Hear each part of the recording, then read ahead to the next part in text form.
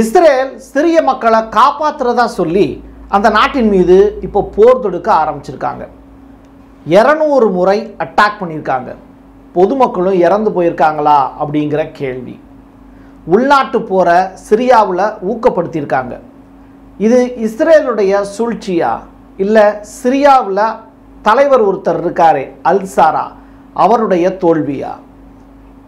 எந்த காரணத்தினால சிரியாவில் பெரிய வன்முறை கட்டவிழ்த்து விடப்பட்டது? அங்கே இருக்கக்கூடிய மக்கள் யார் பக்கம் நிற்கிறாங்க?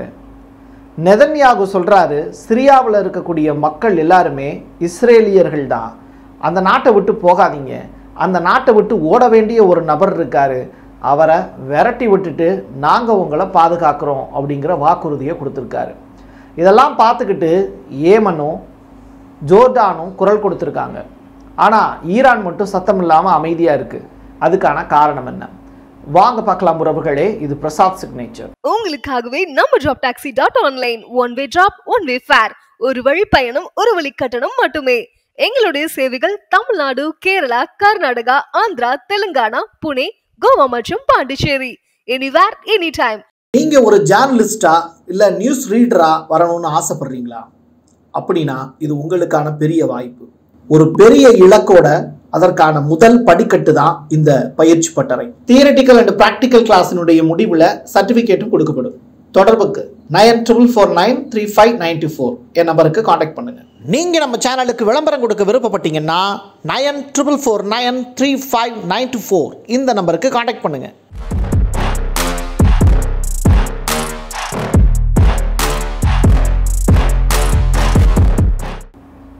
சிரியாவில் அழகான இடங்களும் டூரிசம் போகிறதற்கான வாய்ப்புகளும் இருக்குன்னு ஒரு காலகட்டத்தில் நீங்கள் கேள்விப்பட்டிருப்பீங்க.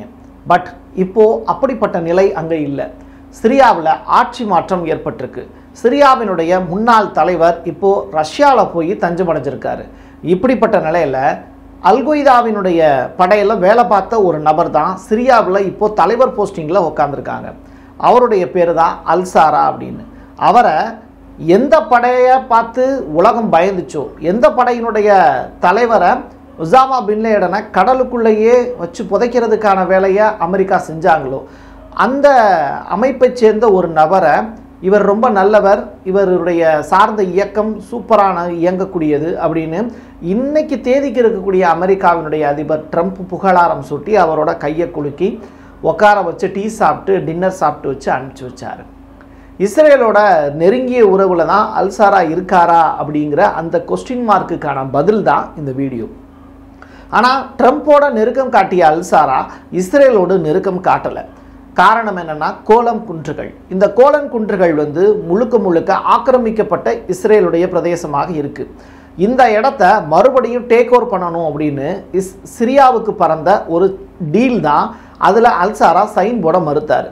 இது பிரச்சனை அமெரிக்கா வரைக்கும் போனால் கூட 2 பேரும் பேசி முடிவுக்கு வாங்க அப்படிங்கிறது தான் அமெரிக்கா சைடில் ஃபஸ்ட்டு சொல்லப்பட்டது. முடிவுக்கு வரலைன்னு சொன்ன உடனே சிரியாவில் உள்நாட்டு கலவரத்தை இஸ்ரேல் இப்போ ஏற்படுத்தியிருக்காங்க.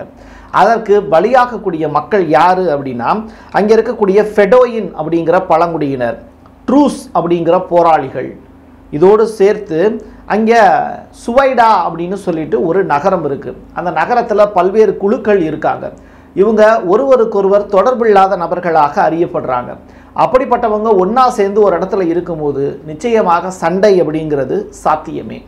அதனுடைய பிரதிபலன் அதில் கிடைக்கக்கூடிய லாபத்தை யார் அனுபவிக்கலாம்னு நினைக்கிறாங்கன்னா, இஸ்ரேலுடைய பிரதமர் நெதன்யாகு அனுபவிக்க துடிக்கிறாரு. சரி, இப்போது கடந்த 24 மணி நேரத்தில் சிரியாவில் என்ன நடந்துக்கிட்டு இருக்கு அப்படிங்கிறத பற்றி தான் அடுத்து பார்க்க போகிறோம். சிரியாவினுடைய உள்துறை அமைச்சகம் ஒரு புதியதொரு அறிவிப்பு ஒன்று வெளியிடுறாங்க. எப்போ? இன்னைக்கு சாயங்காலம் 5 மணிக்கு ஒரு அறிவிப்பு வருது சிரியாவினுடைய உள்துறை அமைச்சகம் சைடில் இருந்து. அதில் என்ன சொல்கிறாங்கன்னா, சுவைடா அப்படிங்கிற அந்த கவர்னரேட்டுக்கு ஒரு தாக்கல் பண்ணுறோம், ஒரு பெட்டிஷன் ஒன்று தாக்கல் பண்ணுறோம் அப்படின்னு. சீஸ்ஃபயர் டீலுக்கான அக்ரிமெண்ட்டை நம்ம சைன் பண்ணிக்கலாம். எங்கே? சிரியாவில் இருக்கக்கூடிய ஒரு குட்டி நகரத்திலோட சிரியாவினுடைய உள்துறை அமைச்சரும் ஒரு டைப் பண்ணிக்கிறதுக்கு கேட்குறாங்க. எவ்வளோ வேடிக்கையான விஷயம் பாருங்கள். காரணம் என்ன அப்படின்னா, அங்கே டியூஸ்ன மக்களுக்கும் வேறொரு குழுவுக்கும் இடையில நடந்து வரக்கூடிய சண்டை, அதை நிப்பாட்டுங்க அப்படின்னு சொல்கிறாங்க. சோதனை சாவடியை பலப்படுத்தணும், எங்கள் சொந்த நாட்டுக்குள்ளேயே டமாஸ்கஸு சுவைடா அப்படிங்கிற அந்த சாலை வந்து பாதுகாப்பாக இருக்கணும். இந்த ஒப்பந்தம் தொடர்பான டீல் அனுப்பப்பட்ட உடனேயே சுவைடா இராணுவ கவுன்சில் ஒன்று இருக்குது. ஒவ்வொரு நகரத்துக்குமே ஒவ்வொரு இராணுவ கவுன்சிலை சிரியாவில் வச்சுருக்காங்க. நம்மெல்லாம் இங்கே இருந்து ஒரு இடத்துக்கு போகிறது எளிமையாக ஒரு ஊர்லேருந்து இன்னொரு ஊருக்கு போயிடணும். வடிவேலு வந்து ஒரு ஜோக் ஒன்று வரும், நம்ம அவன் கிராமத்தில் இருந்து சென்னைக்கு போனவொன்னா அவனை ஏமாத்துறதுக்குன்னு சொல்லிட்டு பாஸ்போர்ட் இருக்கா விசா இருக்கா, விசா இல்லையா பாஸ்போர்ட் இல்லையா அப்போ காசை கொடு அப்படின்னு கேட்குற மாதிரி சிரியாவுக்குள்ளே இருக்கக்கூடிய நகரங்களுக்குள்ளேயே ட்ராவல் பண்ணுறது அப்படிங்கிறது அங்கே ஒரு பெரிய சிக்கல் இருக்குது. அதில் இராணுவ கட்டுப்பாடுகள் இருக்குது. இந்த இராணுவ கட்டுப்பாடுகளை தாண்டி அந்நிய ஆக்கிரமிப்புகள் இருக்குது. அந்த அந்நிய ஆக்கிரமிப்புகளில் இருந்து தப்பிச்சு பொழைச்சி வாழ்கிறதுங்கிறதே சவாலான விஷயமா இருக்குது சிரியாவில். இதுதான் அங்கே இருக்கக்கூடிய யதார்த்தமான நிலை. சரி, இந்த ஃபெடோயின் பழங்குடிகளுக்கும் இந்த ட்ரூஸ் அப்படிங்கிற இன போராளிகளுக்கும் இடையில ஏன் சண்டை வந்தது அப்படின்னு தெரியல. ஆனால் 166 பேர் செத்து போயிருக்காங்க மக்கள். கடந்த 24 மணி நேரத்தில் மட்டும் இவ்வளவு பெரிய ஒரு கொடூர நிகழ்வுங்கிறது சிரியாவில் நடந்ததை உலக நாடுகள் செய்தி சேனல்கள் காமிக்கவே இல்லை. இந்த சிரியாவில் நடக்கக்கூடிய உள்நாட்டு கலவரத்துக்கு பின்னாடி இஸ்ரேல் தான் இருக்குங்கிற உண்மையையும் யாருமே சொல்லலை.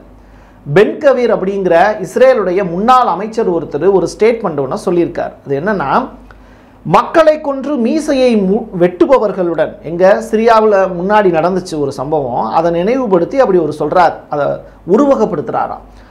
பேச்சுவார்த்தை அப்படிப்பட்டவங்களோட நாங்கள் பேச்சுவார்த்தையை நடத்த மாட்டோம், அல் ஜலானி சாரா அப்படிங்கிறவரை ஒழிக்கிறது தான் எங்களுடைய முதல் வேலை அப்படின்னு இஸ்ரேலுடைய முன்னாள் அமைச்சர் ஒருத்தர் பென் கவீர் அப்படிங்கிற ஆக்ரோஷமாக பேசக்கூடிய நபர்.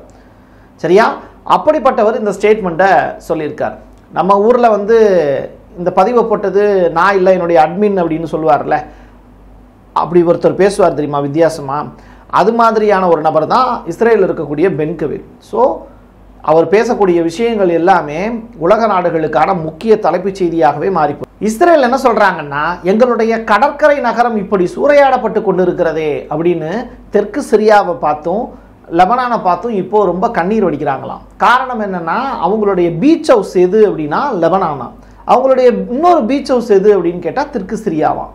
பாருங்களேன் எந்த அளவுக்கு வந்து இன்னொரு நாட்டை தன்னுடைய பீச் ஹவுஸ் அப்படின்னு சொல்கிற அளவுக்கு இஸ்ரேலுடைய மனோபாவமும் ஆக்கிரமிப்பு உணர்வும் இருக்குது. எங்களுடைய அடுத்த இலக்கு கிரேட்டர் இஸ்ரேலுடைய அடுத்த பகுதி அதுதான் அப்படின்னு அவங்க சொல்கிறாங்க. அப்படிப்பட்டவங்க 200 முறை 24 மணி நேரத்துக்குள்ளே ஒரு பெரிய அட்டாக்கை நடத்தியிருக்காங்க.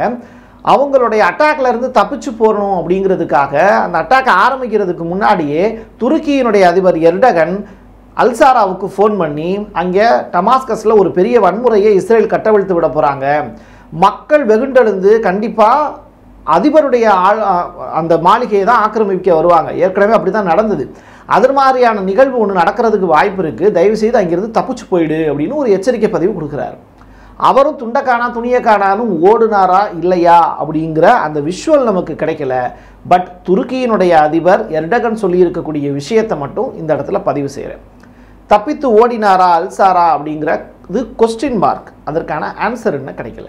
எதனால் இவ்வளவு தூரம் வந்து ஒரு விஷயத்தை மையப்படுத்தி நம்ம பேசுகிறோன்னா, எந்த ஒரு போர் நடந்தாலும் அதில் பாதிக்கப்படுறது யாருன்னு கேட்டிங்கன்னா பொதுமக்கள் தான். சில காட்சிகள்லாம் நான் ட்விட்டரில் பார்த்தேன். அதில் டமாஸ்கஸில் இருக்கக்கூடிய சிரியாவினுடைய இராணுவ வீரரை ஐடிஎஃப் படைகள் சுட்டு வீழ்த்தி ஒரு மிலிட்ரி வாகனத்துக்கு கீழே அவருடைய காலு கை மேலே ஏற்றி விளையாடக்கூடிய காட்சிகள் அரங்கேறிச்சு. இவங்களா சிரியா மக்களை காப்பாற்றுறதுக்காக குரல் கொடுக்குறாங்கன்னு இன்னமும் அந்த ஊரில் இருக்கக்கூடிய மக்கள் நம்புகிறாங்க. அதுதான் ஆச்சரியத்திலும் ஆச்சரியம். ஜோர்டானுடைய மன்னர் அப்துல்லா அப்படிங்கிற நபர் அவர் என்ன சொல்கிறாரு, அங்கே சுவைடா அப்படின்னு சொல்லிட்டு ஒரு நகரம் இருக்குது, அந்த நகரத்தில் மக்கள் இருக்காங்க, அந்த மக்கள் வந்து அங்கே வாழுவதற்கு தகுதியுடையவங்க, தன்னுடைய சொந்த நாட்டை பாதுகாப்பதற்கான முழு உரிமையும் சிரிய அரசுக்கு இருக்குது, அதை அவங்க சரியாக செய்யணும் அப்படின்னு நாங்கள் சொல்லிக்கிறேன் அப்படின்னு போகிற போக்கில் ஒரு ஸ்டேட்மெண்ட் சொல்லியிருக்காரு. பட் ஹவுதிகள் அப்படி அல்ல, ரொம்ப காட்டமான செய்தியை சொல்லியிருக்காங்க. ஆக்கிரமிப்பாளர்களே, இஸ்ரேலியர்களே, தயவு செய்து அந்த நாட்டை விட்டு ஓடிவிடுங்கள், உங்கள் மீது நாங்கள் அதிபயங்கரமான தாக்குதலை நடத்துவோம்னு ஹவுதிகள் எச்சரிக்கை விடுத்திருக்காங்க.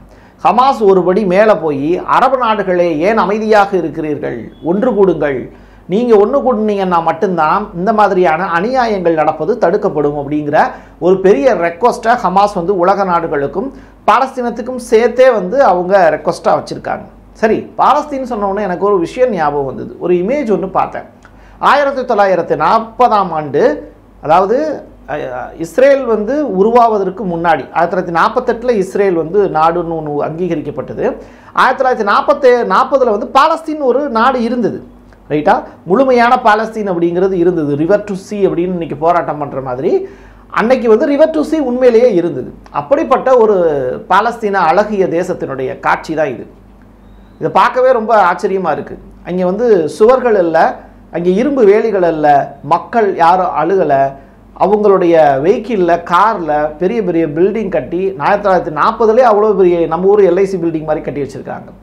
நல்லா வாழ்ந்தவங்களை நாசமாக போக வச்சது யாருன்னு கேட்டால் உங்களுக்கு தெரியாததா என்ன? நெதன்யாகு இந்த சம்பவம்லாம் நடக்கிறத பார்த்துட்டு ஈவினிங் டயத்தில் ஒரு வீடியோ ஒன்று போடுறாரு. அந்த வீடியோவில் இருக்கக்கூடிய முக்கியமான அம்சங்களை மட்டும் நான் உங்களுக்கு சொல்கிறேன். ட்ரூஸ் மக்களே, சீடா மக்களே, கவலைப்படாதீர்கள், நாங்கள் உங்களுக்காக இருக்கிறோம். தெற்கு சிரியா பாதுகாப்பற்ற நிலையில் இருக்கிறது, ஆனால் மக்களாகிய நீங்கள் கவலை கொள்ள வேண்டாம். நீங்கள் இஸ்ரேலியர்கள், நீங்கள் எங்களுடைய மக்கள், உங்களை காப்பதற்காக நாங்கள் இருக்கிறோம். தயவு செய்து நம்முடைய நாட்டை விட்டு நீங்கள் வெளியேற வேண்டாம். எல்லை தாண்டாதீர்கள் மக்களே, அங்கேயே அமைதியாக காத்திருங்கள், உங்களுக்காக அமைதி தேடி வந்து கொண்டிருக்கிறது அப்படின்னு IDF படை வீரர்களை மையப்படுத்தி நெதன்யாகு அவர்கள் இந்த ஸ்டேட்மெண்ட்டை சொல்லியிருக்கார். அது மட்டும் இல்லை, கடைசியாக IDF will support you அப்படின்னு தன்னுடைய கணீர் குரலில் பதிவு ஒன்று போட்டிருக்கார். சரி, அதாவது ஆடு நனையுதேன்னு ஓனாய் எழுத கதை அப்படின்னு கேள்விப்பட்டிருப்பீங்க. அதோடு இதை பொருத்தி பார்க்கலாமா அப்படிங்கிறதை நீங்கள் கமெண்ட் பாக்ஸில் பதிவு செய்யுங்க. இவ்வளவு நடக்குதே, ஈரானிய சத்தமே இல்லாமல் இருக்காங்க, ஏன் அமைதியாக இருக்காங்க?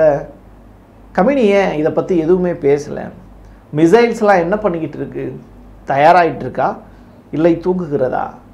என்ன?